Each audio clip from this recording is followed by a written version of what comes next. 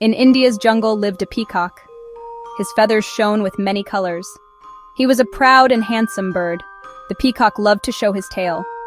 A jackal also lived in this jungle. He was clever with quick, watchful eyes. He was a friend to the grand peacock. They often walked the winding paths together. One bright morning, the sun shone warmly.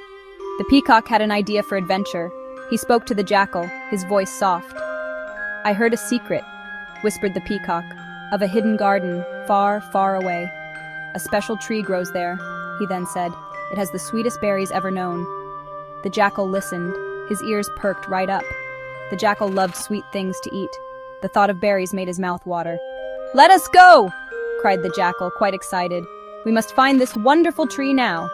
So their long journey soon began. They walked under the tall, green sal trees. The peacock led with his graceful, light steps. The jackal followed, sniffing the warm air. After many hours, they found the garden. It was a place of quiet, hidden beauty. Colorful flowers bloomed everywhere around. The air smelled sweet with their perfume. And there, in the middle, stood the berry tree. Its branches were heavy with dark, plump fruit. The berries looked like shiny, precious jewels. The friends gazed, happy and amazed by their find. The peacock, with his strong wings, flew up. He landed softly on a sturdy branch. He carefully plucked a ripe, juicy berry. "Oh, how sweet," he chirped down with pure joy. He ate a few more, slowly, enjoying each one. Then he kindly dropped some berries down below, for his good friend, the eagerly waiting jackal.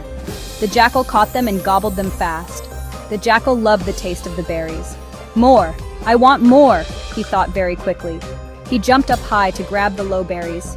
He ate them all in a great greedy hurry, but many of the best berries were too high. The peacock ate calmly, high up in the tree. The jackal watched him with intensely hungry eyes. A selfish, greedy feeling started to grow deep inside. The peacock soon felt quite full and content. He had eaten just enough of the sweet berries. "Friend Jackal," he called down from his branch, "I am satisfied now. Let us go home." "We should not take too many," he wisely said. "It is good to leave some for other creatures, and perhaps for ourselves, for another day." The peacock was wise. He understood true balance, but the jackal did not want to stop eating. "No, peacock!" he shouted up from the ground.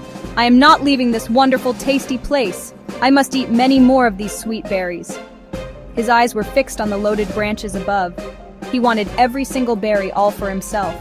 The thought of leaving any behind made him angry. Greed had made him forget his good friend entirely. The peacock felt a pang of sadness for his friend. He clearly saw the glint of greed in the jackal's eyes. He knew he could not change the jackal's mind now, so he decided to fly back home all alone. The jackal did not even notice his friend leave. He was far too busy stuffing himself with berries. He ate and ate. His little tummy grew very big. It felt extremely round and uncomfortably tight. The jackal finally left the garden much later. He carried as many berries as he could in his mouth. He waddled slowly, his heavy belly swaying side to side. Soon he met an old woman walking on the path. She carried a cool earthen pot of fresh white yogurt. Yogurt would taste lovely with these berries, thought the jackal. He craftily offered her a few berries for all her yogurt. She agreed, and he drank it all, feeling even fuller.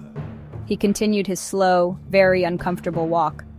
Next, he saw a tired woodcutter resting under a tree.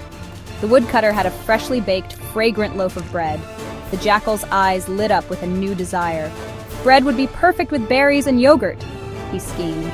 He had very few berries left to offer in trade, but he managed to swap them for the entire loaf. He ate all the warm bread. His stomach groaned loudly. Further on his journey, he met an oilman. The oilman was carrying a large, smooth container of oil. The jackal, now incredibly bloated, thought with discomfort, "A little oil will surely help all this food go down." He had no berries left at all to trade now, so he decided to use his cunning and trickery. "I know a secret place with more berries than you can dream of. Give me some oil and I will show you," he lied. The trusting oilman gave him a generous amount. The jackal drank it quickly. The jackal's stomach was now stretched to its absolute limit. He felt terribly ill from all the things he had consumed. The sweet berries, the creamy yogurt, the soft bread, and the slick oil. They all mixed and churned unpleasantly deep inside his swollen belly. He could hardly move his heavy, aching body anymore. He staggered very slowly towards the wide, flowing river. He hoped a drink of cool water might make him feel better. The sun was beginning to set, painting the sky in hues of red. As he reached the muddy riverbank, he saw a large herd. Many cows and strong buffaloes stood there in the fading light. They were drinking water and cooling themselves in the evening air. The jackal, in his bloated and uncomfortable state, was very clumsy. He stumbled and then slipped on the wet, slippery ground. He tried desperately to get up, but his heavy stomach made it hard. His fur was slick and greasy from the oil he had consumed. The other animals watched him with mild, cautious curiosity. Suddenly, a loud, explosive noise erupted from the jackal. A great pungent belch escaped his mouth with surprising force. The terrible smell of mixed food filled the evening air quickly. It was a very strange, strong, and altogether awful smell. The sensitive noses of the cows and buffaloes twitched in alarm. They became nervous and then very upset by the foul odor. They thought the jackal was some strange, sick, dangerous creature. They snorted loudly in fear and began to paw the soft earth. The startled herd, now thoroughly alarmed and frightened, moved defensively. They did not want to be near this strange, smelly creature. In their sudden confusion and understandable fear, they stampeded. They ran blindly past the spot where the jackal had fallen. They accidentally trampled the greedy jackal under their heavy hooves. He lay there, unable to move, his gluttony leading to a tragic end. His endless quest for more had cost him his very life. The jungle whispers his story. Too much greed always brings bitter sorrow.